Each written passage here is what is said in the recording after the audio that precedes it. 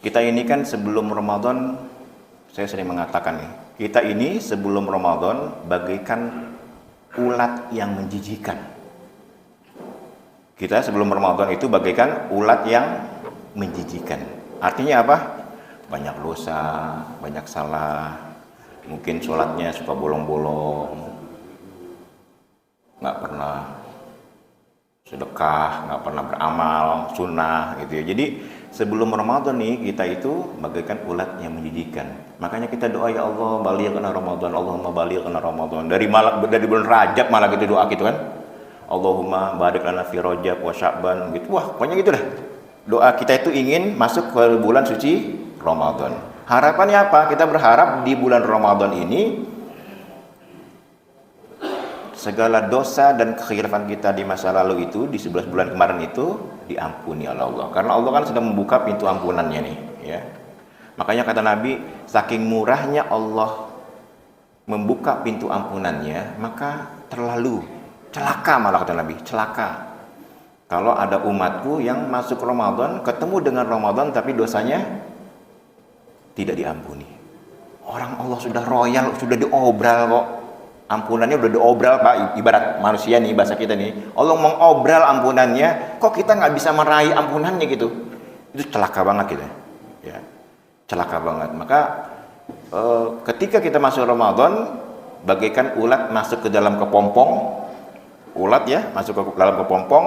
Nanti setelah kita masuk Idul Fitri, 1 Syawal, kita bagaikan kupu-kupu yang indah. Jadi ulat itu keluar dari kepompong menjadi kupu-kupu. Yang tadinya orang jijik melihat ulat, kemudian setelah Ramadan selesai, orang melihat kita sebagai kupu-kupu yang indah.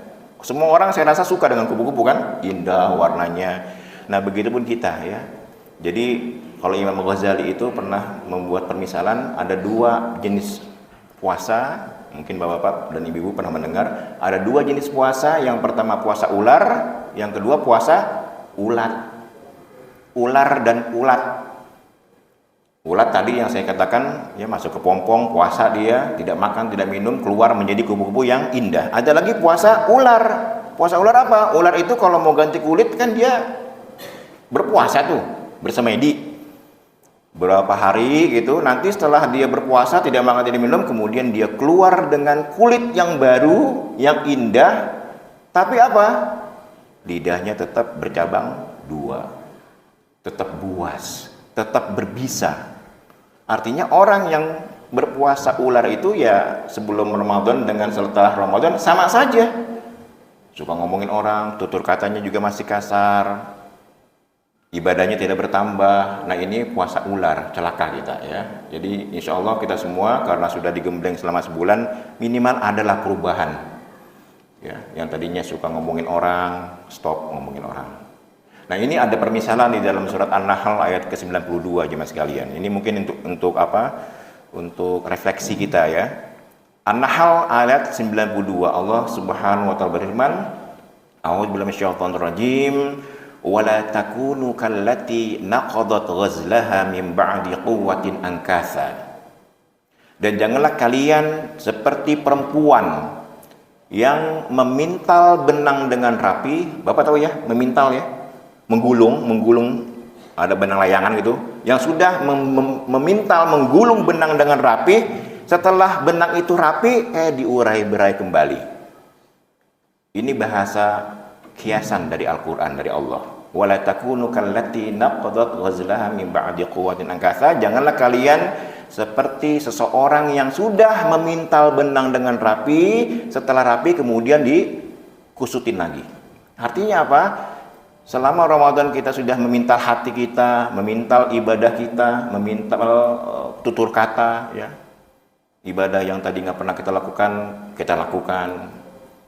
Yang tadinya kita kerjakan karena puasa, kita tahan. Nah itu sudah baik semua ini kita selama Ramadan. Jangan sampai selepas Ramadan ibadah itu juga pergi dengan berlalunya Ramadan.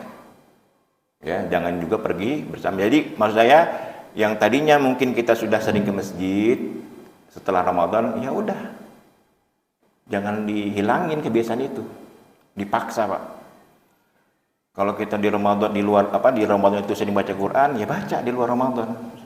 Sering sholat sunnah, ya sholat sunnah. Ya, jangan sampai apa pendidikan yang telah kita dapat selama Ramadan itu sia-sia karena kita tidak melanjutkannya di 11 bulan yang akan datang. Karena saya mengatakan kemarin bahwa mabrurnya Ramadan seseorang itu kalau 11 bulan yang akan datang itu tetap kita kontinyukan sedikit tapi terus. Ibadah yang paling baik kata Nabi adalah walaupun dia sedikit tapi didawamkan terus gitu. Ya, baca Quran lah walaupun hanya 1 ayat. Sholat sunnah lah walaupun cuma 2 rakaat. Sholat malam gitu. Atau kalau bisa puasa Senin Kemis. Kalau enggak Seninnya aja deh.